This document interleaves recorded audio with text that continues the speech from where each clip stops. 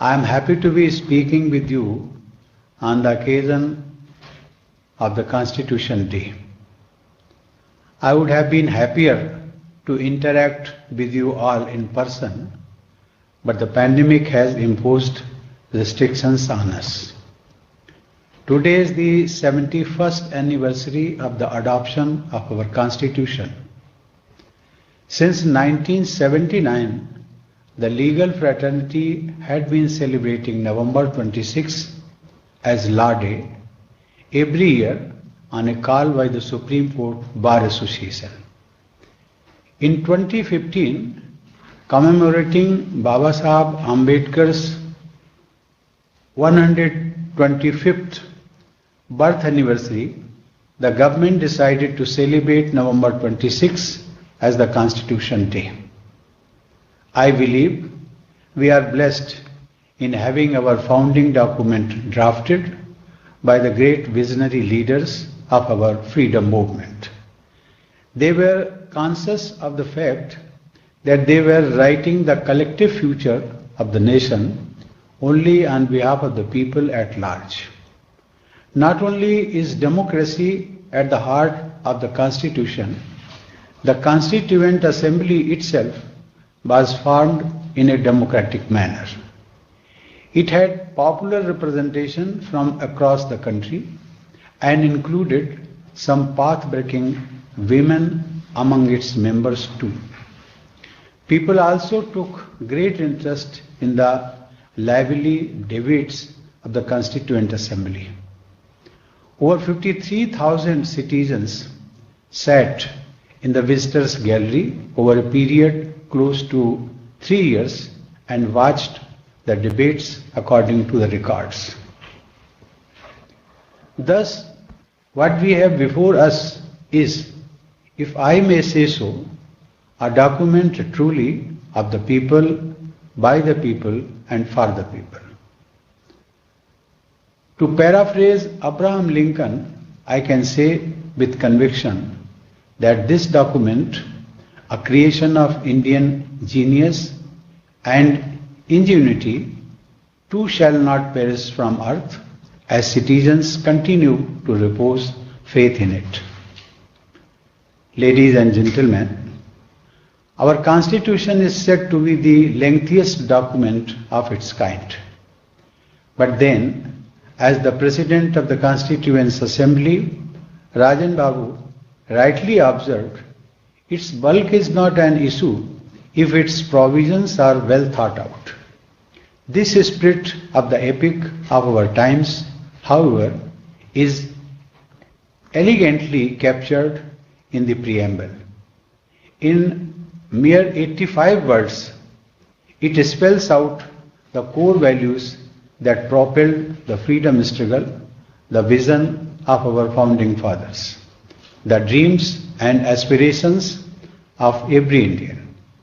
Many of these solemn words were discussed threadbare by the learned members on 17th October 1949. The preamble has rightly been seen as the heart of the Constitution, and at its core are certain values. They are justice, liberty, equality, and fraternity. This is the moral compass of our journey together to a glorious future. Dr. Ambedkar, as chairman of the drafting committee, spoke eloquently about their significance in his concluding speech. I quote, "What does social democracy mean? It means a way of life which recognizes liberty, equality, and fraternity as the principles of life. These principles of liberty, equality, and fraternity are not to be treated as separate items in a trinity. They form a union of trinity in the sense that to divorce one from the other is to defeat the very purpose of democracy." Unquote. Ladies and gentlemen, the task before us is to recognize these noble ideals as a way of life, that is, to translate these words into everyday acts. What does it imply for the judiciary? The preamble speaks of the resolve to secure for all its citizens social, economic, and political justice. At the risk of repeating myself, I reiterate that the notion of justice itself implies access to justice. In other words, justice can be secured only to the extent that it can be accessed. Improving access to justice for all is, of course, a work in progress. It is bound to be by its very nature. The hurdles in the way are many, the cost being the topmost among them. In that regard, I have spoken before of my passion for pro bono service. I am glad that I had the opportunity to provide free counsel to the needy when I was a practicing lawyer.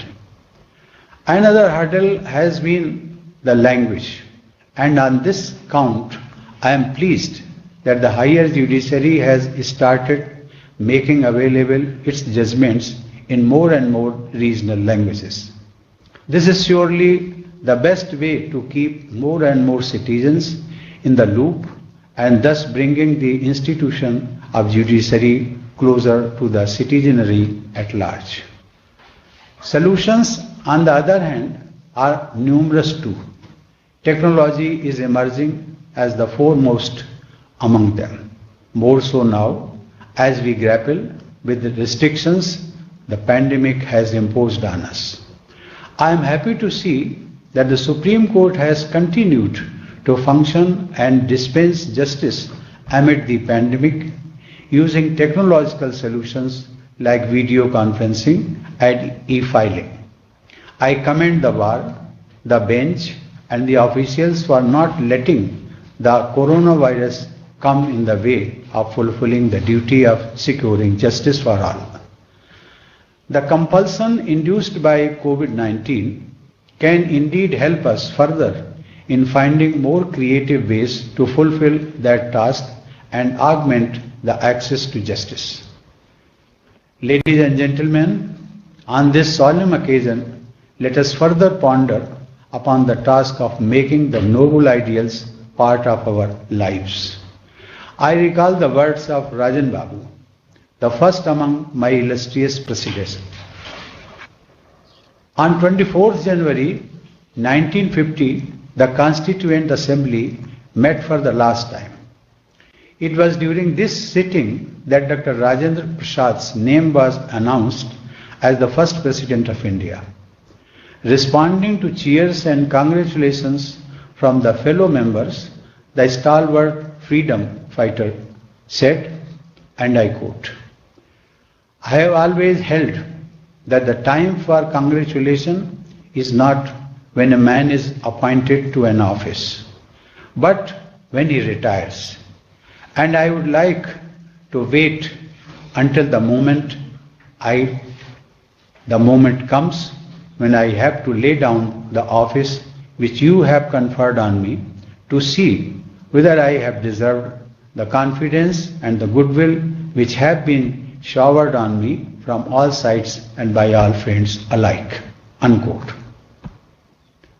Rajan Babu probably had in mind the timeless lines of Sant Kabir, who spoke of returning the covering cloth to the maker in the same condition without spoiling it.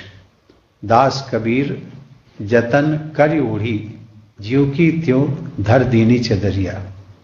That, I believe, is an appropriate image to keep in mind to guide our conduct in public life.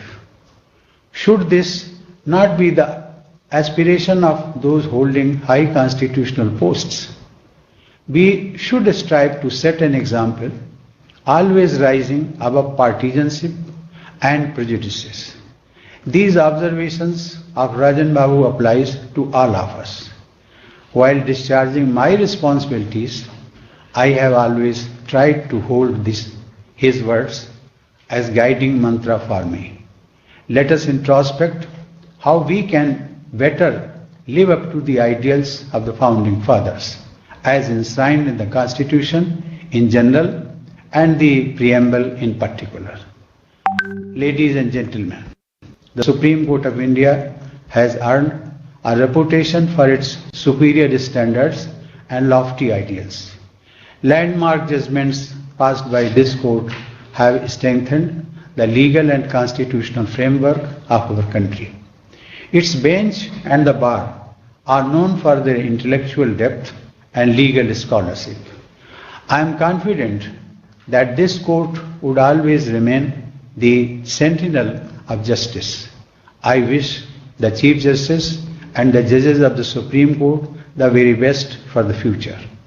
I also wish very best to members of the Supreme Court bar who are regarded officers of the court for their fruitful future. I am thankful to you for giving me the opportunity to share my views. I congratulate you all on this Constitution Day. Jai Hind. Thank you, Honorable President. May I now request Honorable Shri Justice R.F. Nariman, Judge Supreme Court of India, to give the vote of thanks. Honorable President of India, Shri Ramnath Kovind, the Chief Justice of India, Sharad Bobde, Honorable Minister for Law, Ravi Shankar Prasad, Honorable Justice Ramanna, my brothers and sisters, Honorable Attorney General for India, Shri K.K. Venugopal, Shri Dushyant Dave, President SCBA, Shri Jadhav, President SCORA, ladies and gentlemen. Today's vote of thanks is in remembrance of the founding fathers of this great constitution of ours, which has endured for the last 70 years and hopefully will endure in the future. The original draft of the constitution consisted of 240 articles, courtesy Benegal Narsingh Rao, who put together the first draft of the constitution. This draft was then worked upon by the drafting committee of the Constituent Assembly, now becoming a draft constitution consisting of 315 articles. Dr. B.R. Ambedkar, the chairman of the drafting committee, made a detailed speech on the 4th of November 1948, drawing attention to the important features of the draft constitution and dealing with certain criticisms leveled against it. Dr. Ambedkar asked two questions that any student of constitutional law is sure to ask. First, what is the form of government that is envisaged by the Constitution? And second, what form will the Constitution itself take? In answering these two questions, the draft Constitution proposed the parliamentary system of government as was followed in the UK, as opposed to the presidential form of government as followed in the United States. Going on to expound upon the form which the Constitution will take, he made it clear that the Indian Constitution is federal in nature, being a dual polity with a single citizenship. It is only when threats arise to the stability of the nation from without or from within that a presidential proclamation can then transform the state from being a federation into becoming a unitary state. As a result, the speech ended with the words, I feel it is workable, flexible, strong enough to hold the country together, both in peace and war. Indeed, if I may say so, if things go wrong under the new constitution, the reason will not be that we had a bad constitution. What we will have to say is that man was vile.